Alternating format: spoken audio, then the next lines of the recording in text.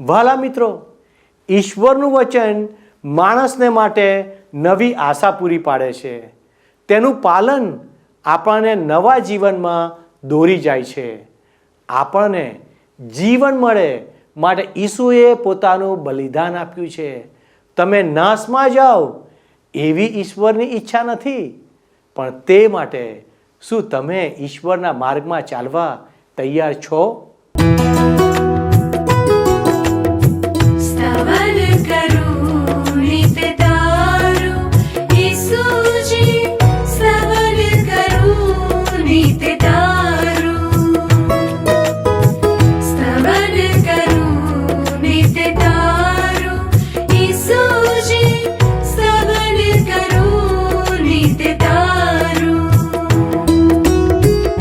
आज सवारे साध सुनी तो महिमा करूं प्रभु तारो, महिमा करूं प्रभु तारो, स्तवन करूं नित तारो.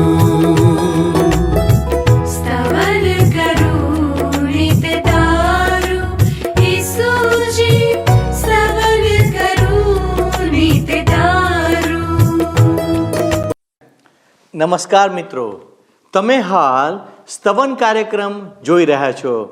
આ તો સર્વશક્તિમાન ઈશ્વર દ્વારા પ્રગટ કરેલા શબ્દો પર આધારિત એક કાર્યક્રમ છે. તે એવી રીતે પ્રસ્તુત કરવામાં આવ્યો છે કે જેથી માણસ એટલે કે આપણે ઈશ્વરના હેતુઓને જાણી શકીએ અને ઈશ્વરે આપણને જે માટે બનાવ્યા છે તેને પરિપૂર્ણ કરી શકીએ, જેથી આપણે તેમના આશીર્વાદ પ્રાપ્ત કરી શકીએ. જે લોકો તેની ઈચ્છા પ્રમાણે કરે છે અથવા તેની આજ્ઞાનું પાલન કરે છે તે તેમની ઈચ્છાઓ પૂરી કરે છે.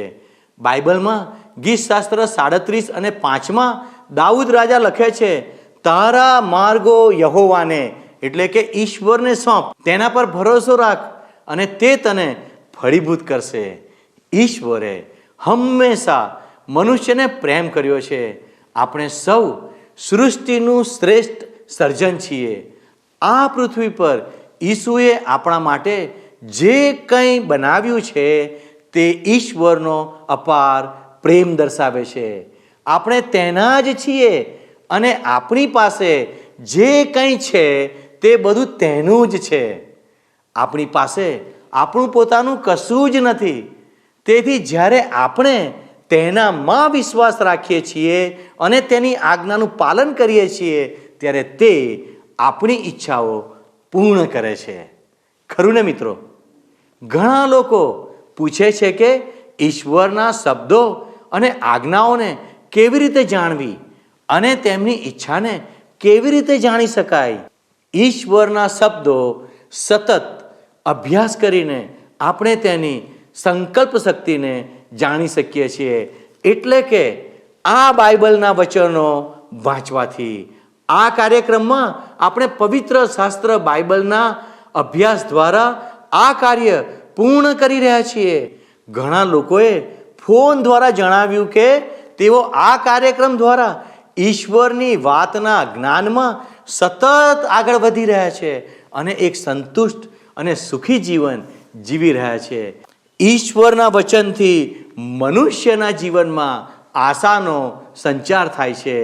આપણા અભ્યાસમાં આપણે યહોશુઆના પુસ્તકમાંથી અભ્યાસ કરતા આપણે આ દિવસોમાં ઇસ્રાયેલીઓ સાથે કરેલા પરમેશ્વરના અદ્ભુત કાર્યો જોઈ રહ્યા છીએ.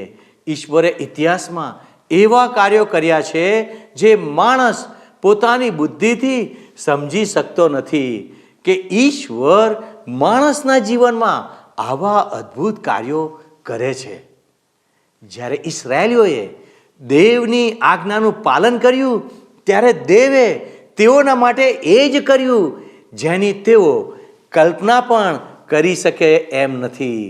આ તમારા માટે અને મારા માટે પણ સાચું છે અને તે શક્ય છે કારણ કે ઇતિહાસની ઘટનાઓ આ વાતનો પુરાવો છે. ચાલો દર્શકો, આપણે આજના અભ્યાસ પરથી ઈશ્વરની એ અદ્ભુત વાતો જાણીએ અને પોતે જ ઈશ્વરના સાચા અનુયાયીઓ બનીએ, જેથી તેમનું કાર્ય પણ આપણી સમક્ષ પ્રગટ થાય. પ્રિય મિત્ર, આજે આપણે સ્તવન કાર્યક્રમમાં જૂના કરારના વિભાગમાં બાઇબલમાં આવેલ યહોશુઆનું પુસ્તક 3 અને 4 એમ 2 અધ્યાયનો અભ્યાસ કરવાના છીએ. 3 અધ્યાયમાં કુલ 17 કલમો છે અને 4 અધ્યાયમાં કુલ 24 કલમો છે. યહોશુઆના પુસ્તકના 3 અધ્યાયનો વિષય છે યર્દન નદી પાર કરવી. હવે જ્યાં સુધી ઇઝરાયેલી લોકોના વિશ્વાસને લાગે વળગે છે ત્યાં સુધી યર્દન નદી પાર કરીને વચનના દેશમાં જવું એ એમના માટે તો એક બહુ જ મોટો વળાંક હતો. 40 વર્ષો અગાઉ ઇઝરાયેલી લોકોએ આ જ પ્રકારની સમસ્યા જોઈ હતું, પરંતુ ત્યારે તો એ લોકો નિષ્ફળ ગયા હતા.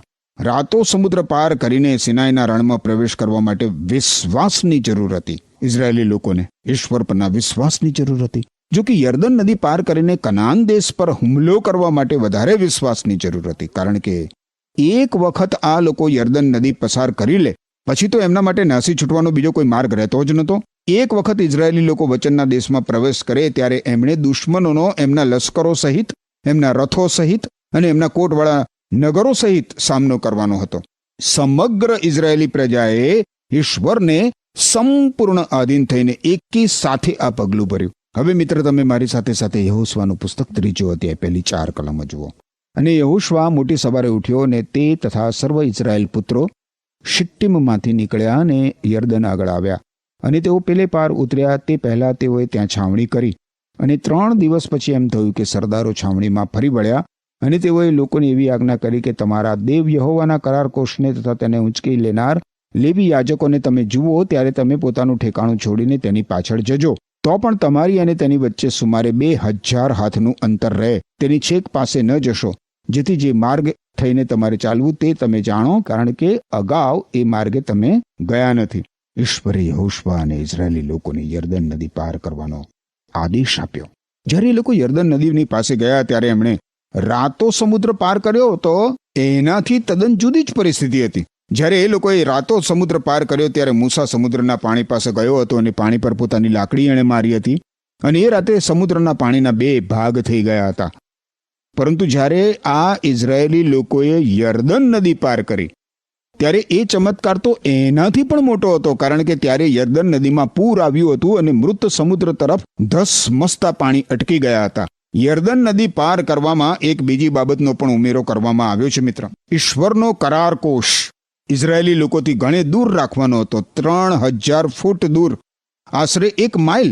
આ કરાર કોષ જે યાજકોએ ઊંચકવાનો હતો અને તેમણે યર્દન નદીની પાસે આવીને ત્યાં ઊભા રહેવાનું હતું. હવે 15મી કલમ જુઓ, યહોશુઆનું પુસ્તક 3 અધ્યાય. અને કોષ ઊંચકનારા જ્યારે યર્દનની પાસે આવ્યા અને કોષ ઊંચકનારા યાજકોના પગ નદીના પાણીમાં પડ્યા, કેમ કે કાપણીની આખી ઋતુમાં યર્દન નદી કાંઠાઓ ઉપર થઈને છલકાઈ જતી હતી. જ્યારે યાજકો યર્દન નદીના કિનારે આવી ગયા ત્યારે યર્દન નદી પર જાણે કે એક બંધ બાંધી દેવામાં આવ્યો હોય ને એમ નદીના પાણી સ્થિર થઈ ગયા. બીજી બાજુ જે પાણી હતા એ વહી ગયા સમુદ્ર તરફ અને ટૂંક સમયમાં કોરો રસ્તો થઈ ગયો.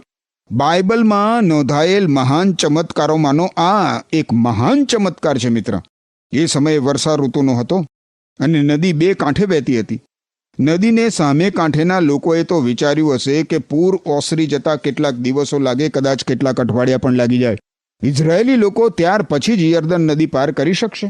એ લોકોએ વિચાર્યું હશે કે એમના ઉપર તાત્કાલિક તો કોઈ ખતરો હતો નહીં. જો કે એમનામાંના કેટલાક લોકોને એ જાણવાથી ડર પેસી ગયો હશે કે 40 વર્ષો અગાઉ ઇઝરાયેલી લોકોએ રાતો સમુદ્ર પાર કર્યો હતો. હવે 16 અને 17 કલમો જોઈએ.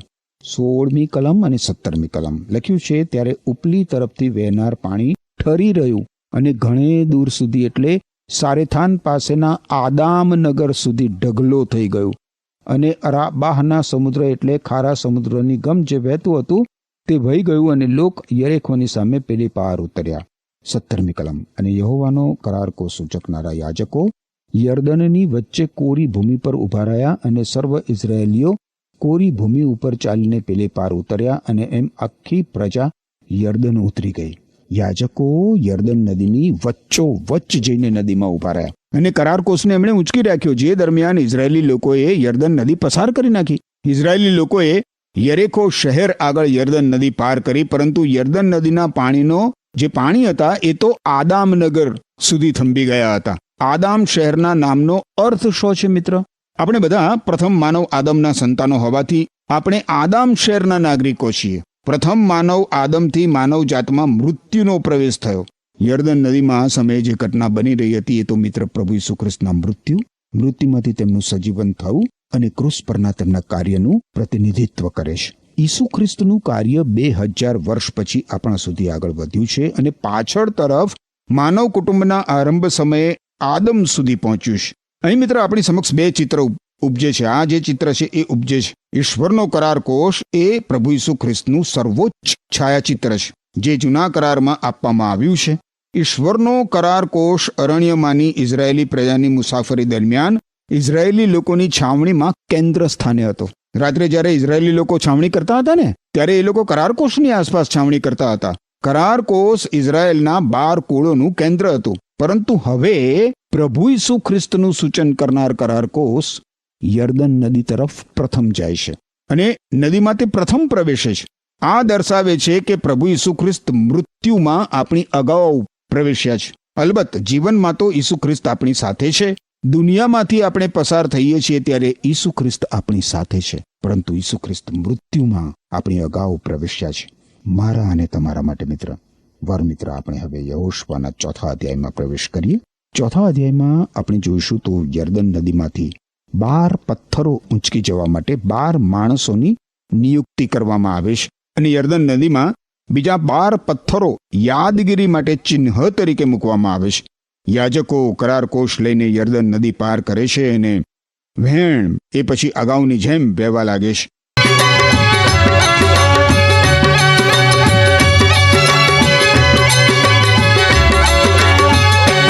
ઈશ્વર કરે છે ઉપકાર, આપણો કરે છે ઉગાર, તે સારો છે સહુકાર. કેમ કે તેની કૃપા કેમ કે તેની કૃપા ટકી રહેશે સદાકાળ.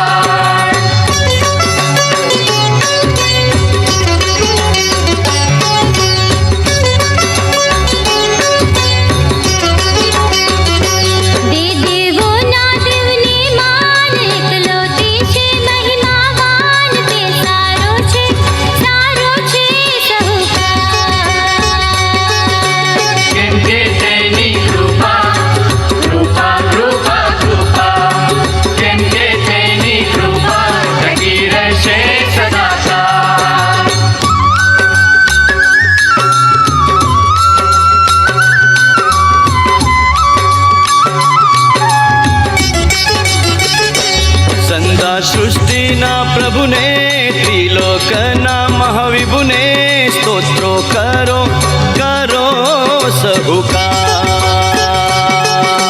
કેમ કે તેની કૃપા કેમ કે તેની કૃપા ટકી રહેશે સદાકાળ.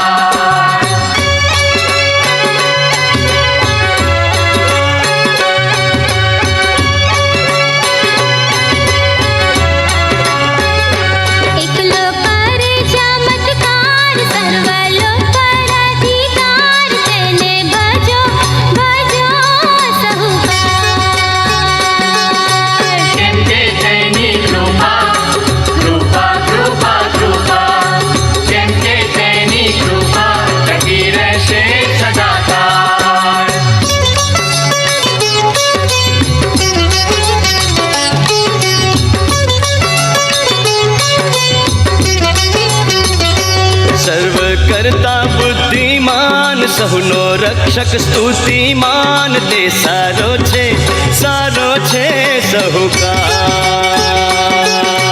કેમ કે તેની કૃપા કેમ કે તેની કૃપા ટકી રહેશે સદાકાળ.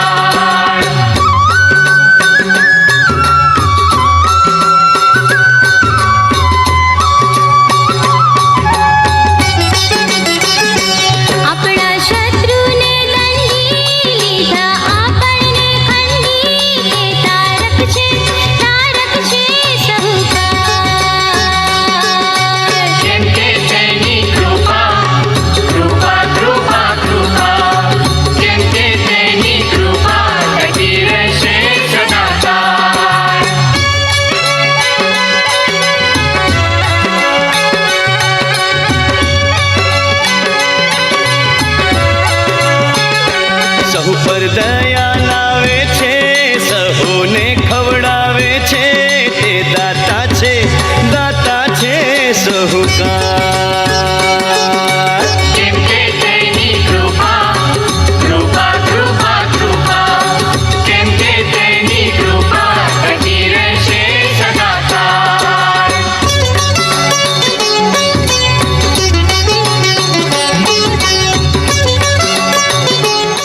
તમે 4થા અધ્યાયની પહેલી 3 કલમો જુઓ મારી સાથે સાથે. અને આખી પ્રજા યર્દન ઉતરી રહી ત્યારે એમ થયું કે યહોવાએ યહોશવાને કહ્યું કે તમે તમારે સારું લોકોમાંથી 12 માણસ એટલે પ્રત્યેક કુળમાંથી એક માણસ લઈને તેઓને એવી આજ્ઞા કરો કે યર્દન મધ્યથી એટલે કે જ્યાં યાજકો ઊભા રહ્યા હતા ત્યાંથી તમારે સારું 12 પથ્થર લઈને તમારી સામે પેલી ગમ લઈ જાઓ અને આજ રાત્રે જ્યાં તમે મુકામ કરો ત્યાં તેઓને મૂકો.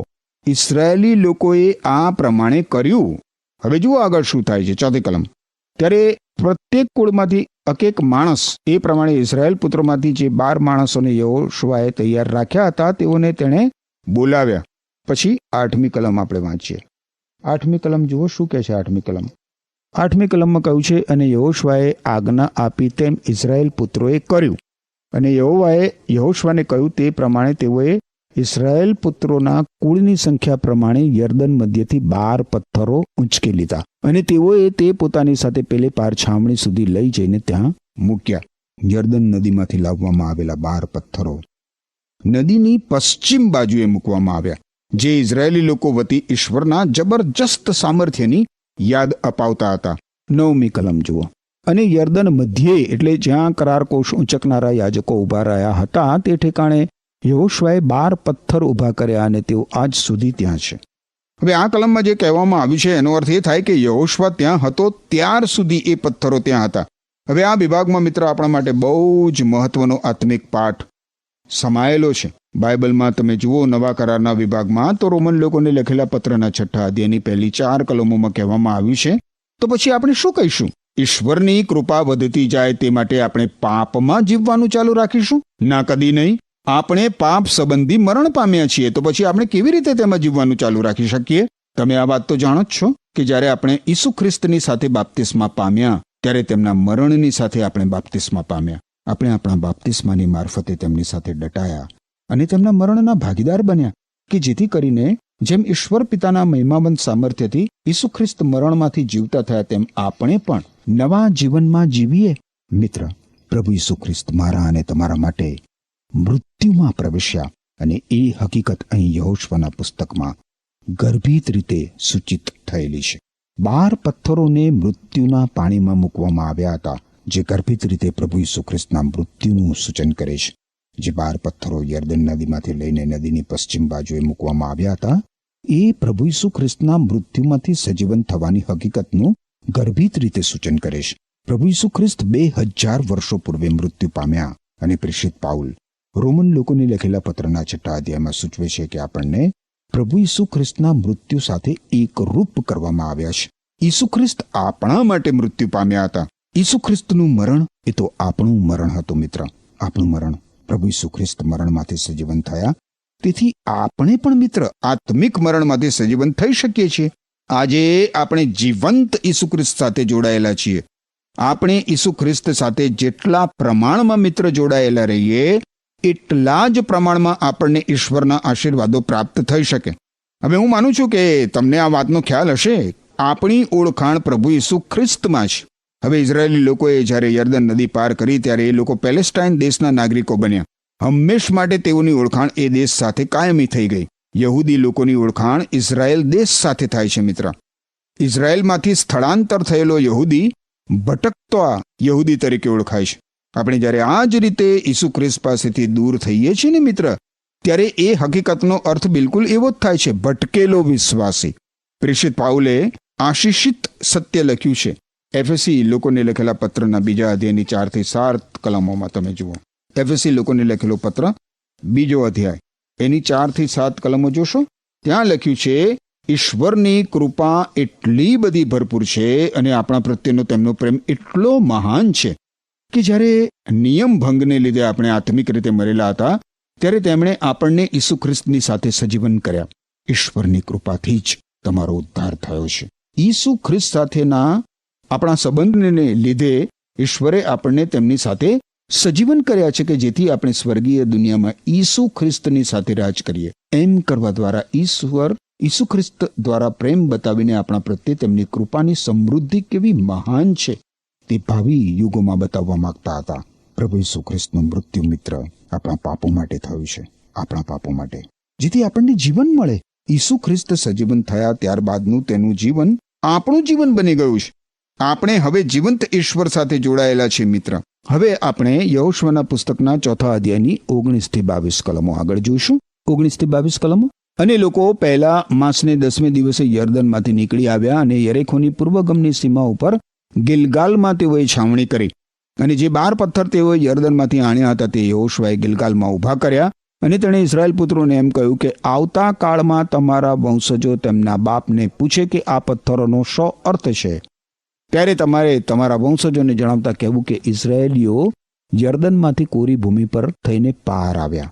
આ કલમોમાંથી આપણે એ તાત્પર્ય ઉપર આવીએ છીએ મિત્ર કે આપણે આપણા બાળકોને પ્રભુ ઈસુ ખ્રિસ્તનો શુભ સંદેશ શીખવવો જોઈએ. ઈસુ ખ્રિસ્તમાં મળતા ઉદ્ધારનું જ્ઞાન પોતાના બાળકોને પ્રદાન કરવા જેવો હક બીજો કોઈ નથી માત પિતા માટે. માત પિતાની આ જવાબદારી છે. હવે છેલ્લી 2, 23 અને 24 કલમો. યહોશુઆનું પુસ્તક 4 અધ્યાય. કેમ કે જેમ તમારા દેવ યહોવાએ સુફ સમુદ્રને કર્યું એટલે અમે પાર ઉતરી રહ્યા ત્યાં સુધી તેણે તેને અમારી આગળ સૂકવી નાખ્યો, તેમ તમારા દેવ યહોવાએ તમે યર્દનની પાર ઉતરી રહ્યા ત્યાં સુધી તમારી આગળ તે નદીના પાણી સૂકવી નાખ્યા, એ માટે કે પૃથ્વી પરના સર્વ લોકો જાણે કે યહોવાનો હાથ બળવાન છે ને તેઓ સર્વકાળ તમારા દેવ યહોવાનો ભય રાખે. ઈશ્વરે ઇઝરાયેલી પ્રજા માટે જે કર્યું એ એમના લાભાર્થે અને મારા તથા તમારા લાભાર્થે કર્યું છે મિત્ર. ઈશ્વરે આવું કર્યું જેથી સમગ્ર પૃથ્વીના લોકો જાણી શકે કે ઈશ્વરનો હાથ સર્વસમર્થ છે. યાદ રાખો મિત્ર, ઈશ્વર સર્વોચ્ચ છે, સર્વસમર્થ છે. હિબ્રુ ભાષામાં ઈશ્વરનું નામ છે એલ સાદ્દાય. એલ સાદ્દાય એટલે સર્વોચ્ચ, સર્વસમર્થ ઈશ્વર. એ ઈશ્વરને શરણે, એ ઈશ્વર સાથે સીધા સંબંધમાં તમે પ્રભુ ઈસુ ખ્રિસ્તની મારફતે આવી શકો છો મિત્ર. અને એ ઈશ્વરનો સર્વસમર્થ હાથ તમને તમારા પાર્થિવ જીવનના પ્રત્યેક દિવસ પર્યંત સંભાળી બચાવી રાખે છે. ઈશ્વરના આ પવિત્ર વચનોમાંથી કેટલી અદ્ભુત વાતો આજે આપણને શીખવા મળી. યાદ રાખો મિત્ર, જેમ ઇઝરાયેલી પ્રજા યર્દન પાર ઉતરી ગઈ તેમ તમે અને હું પ્રભુ ઈસુ ખ્રિસ્તના મૃત્યુમાં એકરૂપ થઈને પ્રભુ ઈસુ ખ્રિસ્ત ફરીથી મૃત્યુમાંથી સજીવન થયા હોવાથી નવું જીવન પ્રાપ્ત કરી શકીએ છીએ. પ્રભુ ઈસુ ખ્રિસ્તે યોહાન અનુસાર શુભ સંદેશના 10મા અધ્યાયની 10મી કલમમાં કહ્યું છે કે તેઓને એટલે કે આપણને જીવન મળે અને તે ભરપૂર મળે, એ માટે હું આવ્યો છું.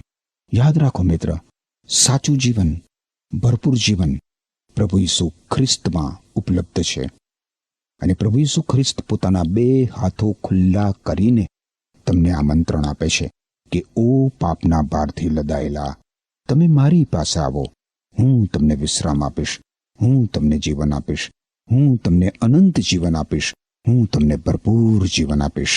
શા માટે મિત્ર, શા માટે પ્રભુ ઈસુ ખ્રિસ્તથી દૂર રહીને જીવનના સંકટોમાં, જીવનના ઝંઝાવાતોમાં મૂંઝાયેલા રહેવું? શા માટે? શક્ય છે કે તમારી પાસે બધું જ છે મિત્ર, તમને કોઈ મૂંઝવણ નથી, કોઈ મૂંઝવણ નથી. તમે ચાહો તે તમે પ્રાપ્ત કરી શકો છો. પ્રત્યેક દિવસ તમારો દુનિયાની મોજ મજામાં વીતે છે. એ શક્ય છે કે તમારી પાસે એ બધું છે, પણ તમારા આત્માનું શું? શું તમે તમારા અનંતકાલીન આત્મિક કલ્યાણનો વિચાર કર્યો છે ખરો? ઈસુ ખ્રિસ્ત વગર તમારું અનંત આત્મિક કલ્યાણ બીજું કોઈ જ કરી શકે એમ નથી.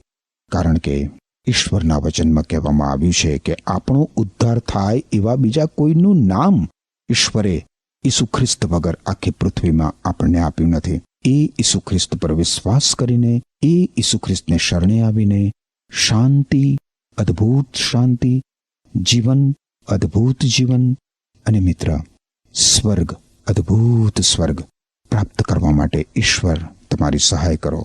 આમેન. વહાલા દર્શક મિત્રો, ઈશ્વરે ઇઝરાયેલની 2 જુદી જુદી પેઢીઓને સાથે મળીને નદીની અંદર સૂકી ભૂમિમાંથી ચાલીને જવાનો ચમત્કાર પ્રગટ કર્યો, જેથી તેઓ સાચા અને જીવંત ઈશ્વરને જાણે. ઈશ્વરે આપણને એ કૃતિઓ આપી છે જે એટલા માટે લખવામાં આવી છે કે હજારો વર્ષ પહેલાં બનેલી એ ઘટનાઓ દ્વારા આપણે ઈશ્વરમાં વિશ્વાસ રાખીએ અને આપણે વિશ્વાસથી ઈશ્વરની અનંત યોજનાનો એક ભાગ બની શકીએ. ઈશ્વર આત્મા છે. આપણે તેને જોઈ અને સમજી શકતા નથી. તેની ક્રિયાઓ આપણને બતાવે છે કે તે અસ્તિત્વમાં છે. માણસ ઈશ્વરને નામથી ઓળખતો હતો, જેથી તેણે પોતાની જાતને ઈસુના નામથી પ્રગટ કરી, જેથી આપણે જીવંત ઈશ્વરને ઓળખી શકીએ. પ્રભુ ઈસુ ખ્રિસ્ત આપણને જીવન આપવા માટે જે કામ કરવાના હતા તેની છબી ઇસ્રાયેલીઓ યર્દન નદી પાર કરે એ ઘટનામાં પ્રતિકાત્મક રીતે દર્શાવવામાં આવી છે. આપણા માટે આ એક સારો સંદેશ છે કે ઈશ્વરે ઇસ્રાયેલીઓ માટે માત્ર ચમત્કારો જ નથી કર્યા, પરંતુ સમગ્ર માનવ જાતના ઉદ્ધાર માટે એક યોજના તૈયાર કરી છે, જે ઈસુના જન્મથી પૂર્ણ કરી છે, જે માનવ જાતને પાપમાંથી બચવાનો અથવા મુક્ત કરવાનો માર્ગ છે. ઈસુએ કોઈ પાપ કર્યું ન હતું, છતાં વધસ્તંભના મૃત્યુને સહન કર્યું. આપણે બધાએ પાપ કર્યું છે અને પાપનું ફળ મૃત્યુ છે. જ્યારે ઈસુ મરણ પામ્યા ત્યારે આપણી જગાએ તેમણે મરણ સહન કર્યું. આ શુભ સંદેશ વિશ્વના તમામ લોકો માટે છે. જે વ્યક્તિ પ્રભુ ઈસુમાં વિશ્વાસ કરે છે તે તેના કાર્યોથી ઓળખાય છે. તમે ગમે તેવા હોય, પણ વિશ્વાસમાં આવ્યા પછી પણ જો તમારા પાપમાં જ જીવતા હોય તો તમે એ પુનરુત્થાનનો હિસ્સો બની શકતા નથી. જે રીતે ઇસ્રાયેલીઓ યર્દન નદીમાંથી પસાર થયા હતા, તે જ રીતે ઈસુ પણ મરણમાંથી ઉઠ્યો છે. તેથી ઈસુમાં વિશ્વાસ રાખનારાઓ પણ એક દિવસ ઉઠશે. તેથી તમારા સમર્પણ અને વિશ્વાસની પરીક્ષા કરો અને ઈસુના બલિદાનમાં વિશ્વાસ કરો અને તેમની પાસે આવો, જેથી તમે અનંત જીવનના વારસ બનો. ઈશ્વર આ બધી બાબતો સમજવા આપને સહાય કરો. આમેન. મિત્રો, ગત કાર્યક્રમના પ્રશ્નોનો જવાબ છે રાહાબ. આજનો પ્રશ્ન છે, 12 કુળોએ કેટલા પથ્થર લીધા?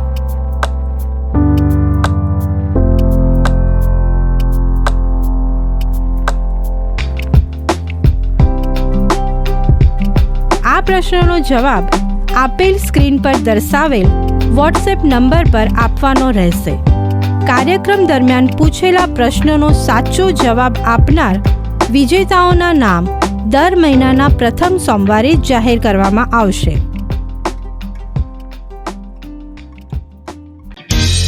શું તમને આ કાર્યક્રમ ગમ્યો? અત્યારે જ અમને મિસ કોલ કરો.